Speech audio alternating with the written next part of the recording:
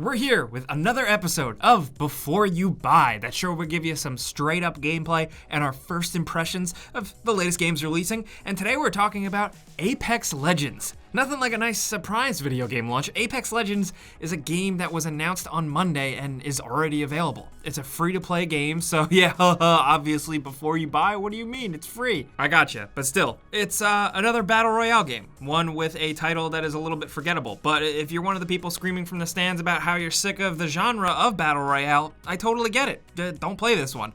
But if you do still care, you probably do because this one is from Respawn, the developers behind the Titanfall series. Titanfall 2, it was criminally underrated. It was really awesome. So what they've basically done here is taken the core movement and flow and shooting of on-foot Titanfall stuff and put it into a smaller scale battle royale game with a few more twists on the genre. And it's pretty fun. It's pretty simple. The content is somewhat light, and it does have the usual free-to-play trappings, but it is a lot of fun. The footage I captured here is a mix between Xbox One X and PC where we've been playing. I'm also very bad, just saying, but I really do like Titanfall, so I was excited to jump into this. Well, on the surface, it looks like it plays like a Call of Duty. Some movement differences and the time to kill shake things up quite a bit. It's freaking butter smooth, and the momentum of getting a good downhill slide into a jump and a shotgun blast makes the game feel almost like a modern FPS mixed with a bit of the glideriness of Tribes. Sorry if I get lost in the weeds comparing it to other stuff. What I'm trying to say is that even though this is Titanfall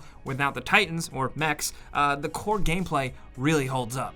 Again, it's a battle royale game. It's set after Titanfall 2, and it focuses, interestingly enough, around hero characters that are kind of mercenaries in the world. You're not like a weird skin or a generic military man. You choose one of a few characters, each with their own personality, playstyle, abilities, and of course, a specific role. Overwatch comes to mind. Yeah, playing your role isn't as super essential as something like Overwatch. The differences aren't as drastic, but it still makes all the difference and feels like a hell of a good idea to include in a battle royale game, especially since it's squad-based. You drop in attached to two other players, and the idea is to roam the map and avoid the, of course, ever-shrinking circle. The map isn't as big as something like a PUBG map, but it's filled with 60 players, and if you drop in a safe zone, sometimes it's a while before you see anyone. That's usually how it goes for battle royale, but I prefer jumping closer to the action. That's just me. It's got a lot of personality and character-driven stuff that's self-aware that this is a battle royale arena. Large banners are displayed throughout the world to show the kill leader.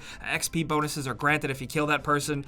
There's an arena match announcer that will make mention of the circle closing when the first kill is made. Not only that, the characters you play as themselves will actually comment on stuff, acknowledging that they're safe in the circle, and stuff like that. It's not usually enough to be intrusive or too over the top to be cringy. It makes things feel a little bit different and just have a little more life to it. The formula feels familiar enough, but with more group interaction. You go from location to location, frantically searching for better loot, guns, ammo, armor, and weapon detachments. There's a lot that I like here, most notably ease of use improvements from attachments, auto-equipping, and also auto-equipping when you switch a weapon. The inventory menu is pretty simple and easy to navigate quickly, and there are only so many button presses needed for the stuff because it's designed to pretty much know what you want to do. I like the way armor types work. They, of course, are colored with different levels of quality and rarity, and it's really important and actually drastically affects time to kill.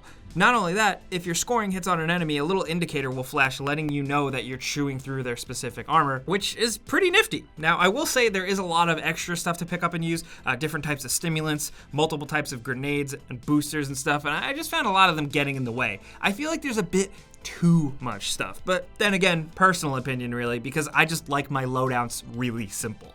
The focus on squad gameplay goes even further with a really great, user-friendly and clever pinging system, allowing with the click of a button to easily communicate to your teammates where enemies are, where useful items are, and generally just where to head next. Now, games have been doing this before, this isn't new, but the way Apex Legends does it makes it feel extremely simple and easy, and it's great when you're playing with people with no mics. Also, the revive system is a nice spin on the Battle Royale genre, one I hope others learn from. You can obviously revive down players, and playing as a certain character with a healer drone makes it all manageable, but if a player is to completely die, you can pick up their card, which, if you're good enough, you can run it to the nearest beacon and call in a respawn. It's a really nice spin and does a good job of keeping a whole squad invested in the game, even if just one dies early on. It can be tense too, because calling in the respawn takes a bit of time and can leave you pretty much wide open.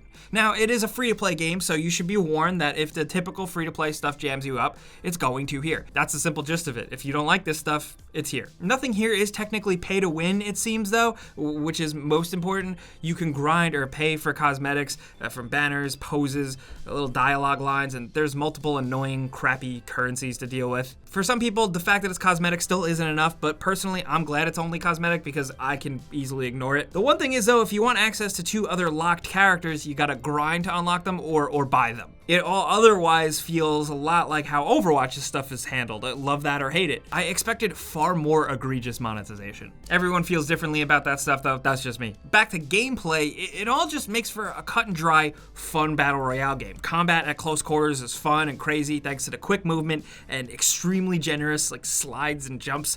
So far, it's performed really well at matchmaking with friends and randos. It's all been totally fine. Plus, the characters, interestingly enough, are actually pretty interesting and somewhat memorable. I've played a lot of games where they try and make iconic characters stick. I'm looking at stuff like Lawbreakers, where they tried and almost kind of over-designed characters to the point where, like, you just didn't really care. I feel like some of the characters here have just enough personality to really kind of make them stand out. I'm curious to see how that works in the long haul, though, because back when Overwatch first came out, I wasn't sure if anyone would care about those characters, and it looks like I was totally wrong. But lastly, I do wish there was, like, a solo mode. You could break away from your team when you're dropping in, but the emphasis is still always there. It'd be nice to have the option not to be chained to others, maybe in like a completely separate mode. I also really enjoy the map, but in certain spots it feels unnecessarily large because almost every encounter was in the actual little locations, not out in the open.